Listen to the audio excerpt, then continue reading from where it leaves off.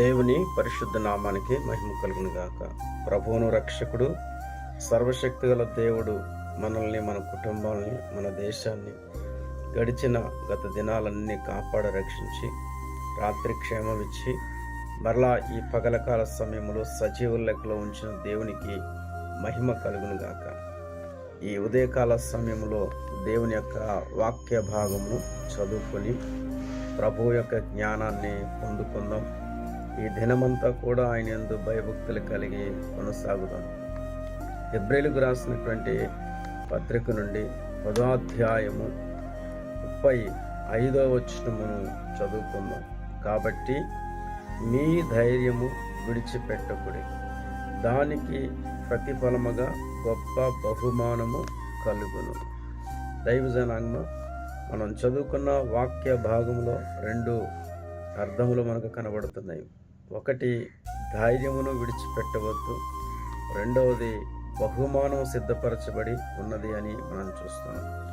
మన జీవితంలో సహజంగా చూసుకున్నట్లయితే మనము కలిగి ఉన్న ఆస్తిని బట్టి కానీ, జనాంగమును బట్టి కానీ, అధికారమును బట్టి కానీ, జ్ఞానమును బట్టి కానీ మనము చాలా ధైర్యంగా కొనసాగుతూ ఉంటుంటాం.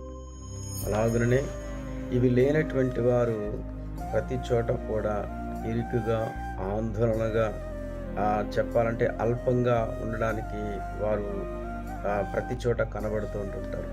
కానీ మన జీవితంలో మనకున్నటువంటి బలములనంట దేవుణ్ణి నమ్మినటువంటి మనము అవసరాన్ని బట్టి వాటిని ఖర్చు పెడుతూ ఉండాలంటండి.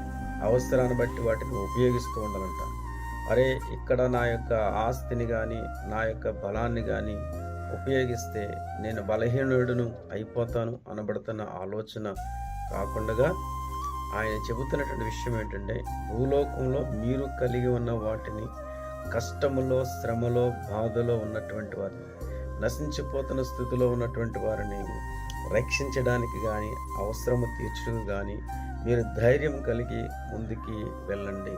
మంచి పని విషయంలో మీరు చేసే ప్రతి సహాయానికి గొప్ప బహుమానం ఉందని భక్తుడు ఇక్కడ తెలియచేస్తున్నాడు. ఈ విషయాన్ని మనం జాగ్రత్తగా చూచినట్లయితే ఈ లోకంలో మనం ఎలాంటి మనుషులను మనం కలిగి ఉన్నప్పటికీ కూడా దేవుని రాజ్యము నిమిత్తము కాస్త ముందుకు వెళ్ళినట్లయితే లూకాసు వార్త 18వ అధ్యాయంలో 29వ వచనంలో ఈ విధముగా రాయబడి ఉంది.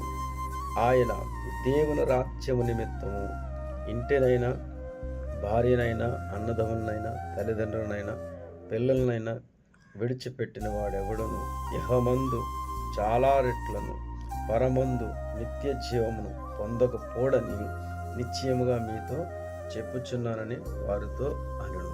అనగా దైవ జనాంగమ, మనిషి మనకున్నటువంటి మనుషులను బట్టో, ఆస్తిని బట్టో, కంఫర్ట్ జోన్ను బట్టో దేవుని పనిని చేయడానికి చాలామంది నిరాకరిస్తూ ఉంటుంటారు.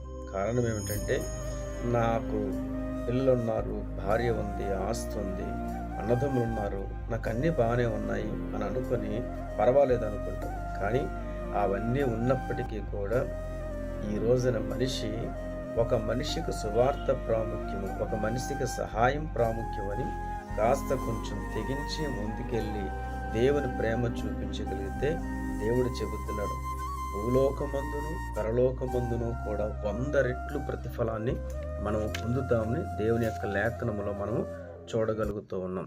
అలాగనే మరి దైవజనుడు మోషే విషయంలో కూడా ఒక సంఘటనలో ఆయన ఇట్లాగ మాట్లాడుతుంటాడు. ఏమిటంటే, దైవజనాంగమ, హెబ్రీయులకు రాసిన పత్రిక 11వ అధ్యాయంలోని 24 నుండి 26 వచనాలు ఈ విధంగా మాట్లాడతాడు.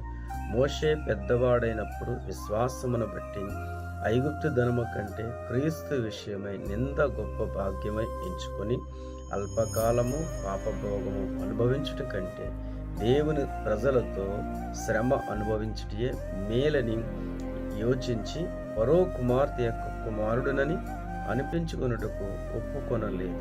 కాబట్టి దైవజనాంగ చాలా జాగ్రత్తగా గమనించండి.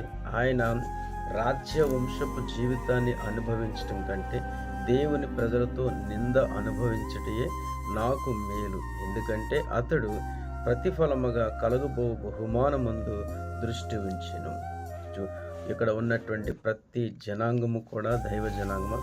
ఈ లోకములో మనం ఎంత సంపాదించుకున్నా ఒక రోజున దేవుడు నరులారా తిరిగి రండని పిలువగా ఎవరైనా సర్వభూమిని సమస్తాన్ని విడిచిపెట్టి వెళ్ళిపోవలసింది. కాబట్టి మన ధైర్యము మన బలము క్రీస్తై ఉన్నాడు. అందుకనే ఇహలోకమందు ఉన్నటువంటి వాటి మీద కాక పరమందున్న వాటి మీదే మనము మనసు పెట్టి నిరీక్షించి ఆయన కొరకు జీవిందాము. మనకు గొప్ప బహుమానము, గొప్ప ఆశీర్వాదము క్రీస్తునందు ఉన్నాం. అటువంటి కృప దేవుడు మనకు అనుగ్రహించునుగాక. ఆమేన్.